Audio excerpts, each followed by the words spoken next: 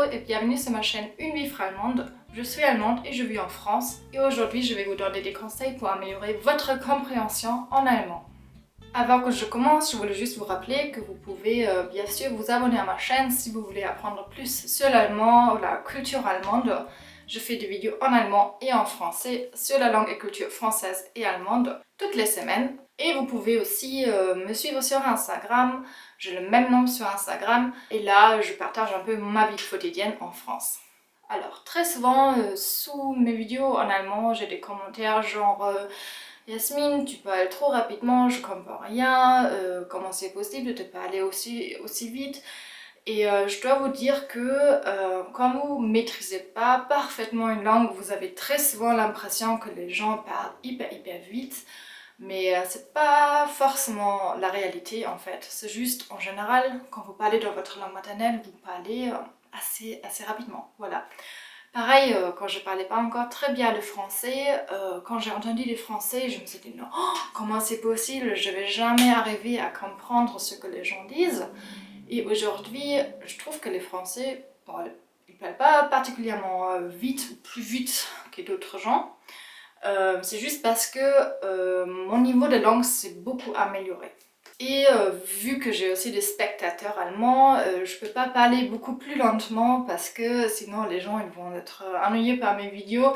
Alors je suis désolée, mais je veux quand même que vous appreniez un allemand qui est naturel, qui est réaliste, et je parle comme ça va pas se changer, je suis désolée. Mais j'ai quand même quelques conseils à vous donner pour améliorer votre compréhension en allemand ou dans toute autre langue en fait, peu importe. Ces conseils s'appliquent à toutes les langues. Moi je fais la même chose avec l'espagnol par exemple, parce qu'en ce moment j'apprends pas mal l'espagnol. Mais comme c'est une chaîne sur l'allemand, on va dire que c'est pour améliorer son allemand, sa compréhension orale en allemand. Alors le premier conseil, et c'est un peu dur pour vous peut-être, mais c'est que il faut pas tout le temps utiliser des sous-titres. C'est pas une bonne idée en fait. Très souvent les gens ils te donnent les conseils de regarder des films avec des sous-titres et tout ça. Et je trouve qu'au début, quand vous commencez à apprendre une langue, c'est une très bonne idée parce que ça vous permet de comprendre au moins quelques petits bouts de ce qui est dit. Ça c'est pas mal.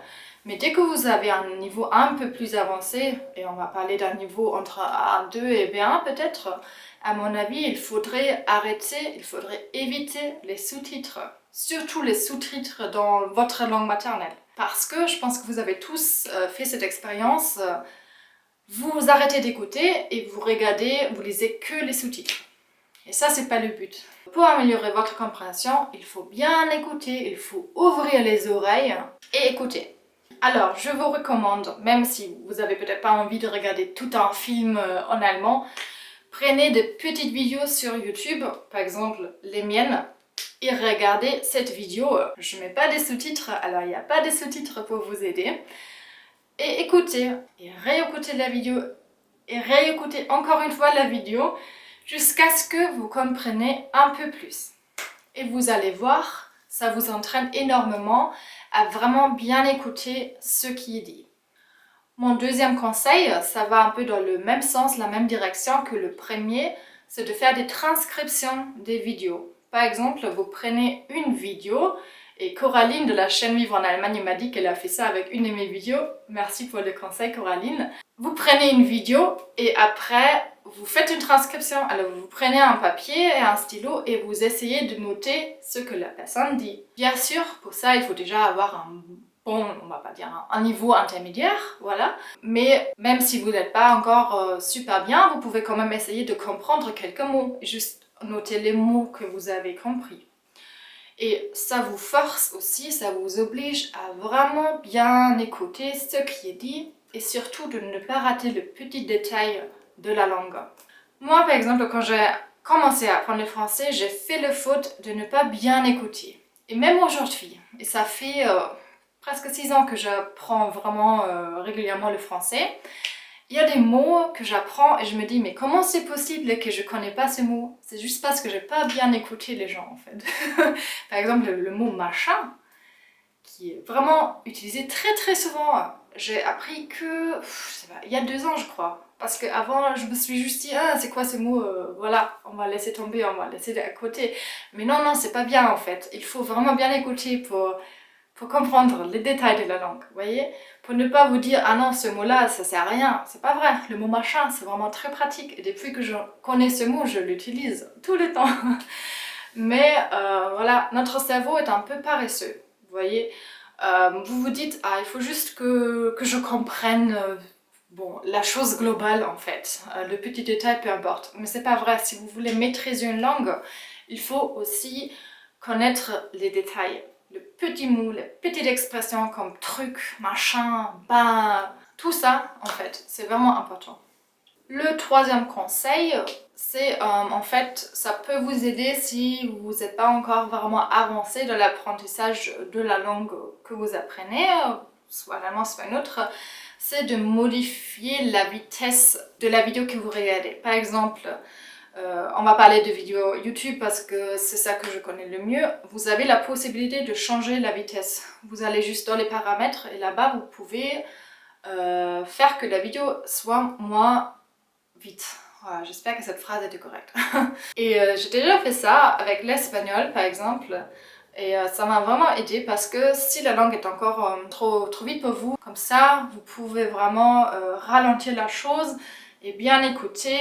Et si vous voulez faire la transcription de ce qui est dit, et ça va vraiment vous aider. Et dès que vous avez écouté la vidéo une première fois, vous pouvez la réécouter à la vitesse normale après parce que vous avez déjà compris le sens et ça va entraîner votre cerveau aussi à vraiment comprendre les mots, les structures et ça c'est quelque chose qui m'a beaucoup aidé avec l'espagnol par exemple.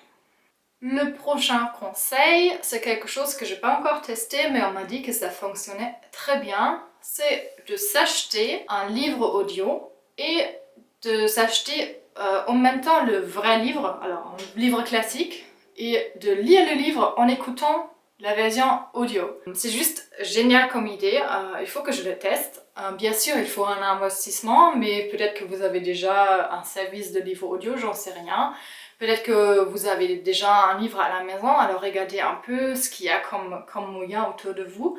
Et ça, c'est vraiment génial. Comme ça, vous avez les textes devant vos yeux. C'est exactement la même chose parce que très souvent, vous avez peut-être remarqué, les sous-titres ne sont pas exactement ce qui est dit dans les films, ce qui n'est pas le cas avec les livres audio. Alors vous avez exactement ce qui est dit, vous pouvez le lire et écouter en même temps et ça entraîne énormément votre cerveau. Le prochain conseil, c'est peut-être pas quelque chose de tout à fait nouveau pour vous, mais c'est de s'entourer en fait de la langue, de l'allemand dans votre cas, c'est-à-dire par exemple quand vous êtes dans le train, dans le métro, ou vous faites la vaisselle, écoutez des choses, des émissions, des podcasts, à la radio en allemand. Même si c'est juste pendant 5 minutes par jour, c'est pas grave, ça va aider. Moi, je fais la même chose avec l'espagnol parce que j'ai pas tout le temps envie de m'y mettre, de réviser la grammaire ou des choses comme ça. Et quand j'ai une journée un peu paresseuse, je vais écouter un podcast pendant que je fais la vaisselle. Et ça m'a beaucoup aidé. Et même si vous pensez au début, ah, ça va pas changer grand chose, vous allez remarquer que votre compréhension va s'améliorer. C'est magique et vous faites rien en fait. Il faut juste écouter. Et quand vous faites la vaisselle, croyez-moi, c'est pas très difficile de se concentrer sur autre chose parce que la vaisselle, c'est pas vraiment très cool. Alors vous avez envie d'écouter.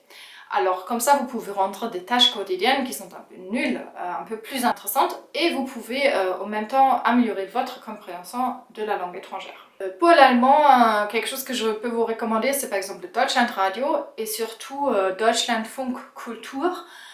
C'est un peu comme France Culture, ils font plein de petits podcasts de quelques minutes à 1 heure, ça dépend. Il y a quelque chose pour tous les moments de la vie, il y a des vidéos de 5 minutes quand vous faites la vaisselle, il y a 1 heure si vous êtes dans un train. C'est très intéressant et voilà, vous allez petit à petit améliorer votre compréhension et apprendre des choses en même temps, c'est vraiment pas mal. Il faut aussi savoir que l'Allemagne a une vraie culture de podcasts. Il y a tellement de podcasts. Moi, malheureusement, je n'écoute pas trop de podcasts à part Deutschlandfunk Kultur, alors je ne peux pas vraiment vous donner des conseils. Mais si vous êtes allemand et vous écoutez cette vidéo et vous avez des recommandations, dites-nous en commentaire ce qui est recommandable, j'en sais rien.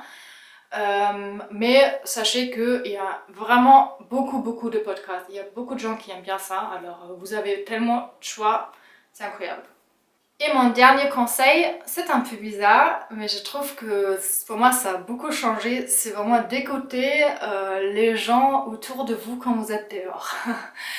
En fait, vous jouez un peu le petit souris qui écoute des choses qu'il ne faudrait pas écouter. Voilà, c'est un peu bizarre, mais quand je suis par exemple dans les transports en commun, je sais pas, dans le train ou dans le métro, et il y a des gens autour de moi, j'écoute leur conversation.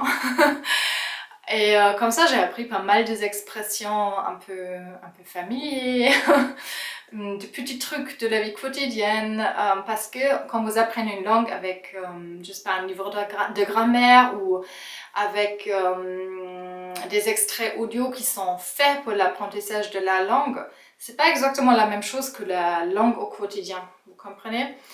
Et je trouve que quand vous écoutez vraiment les gens dans la rue, en fait, vous avez le vrai français. Vous entendez aussi les différents accents, les dialectes.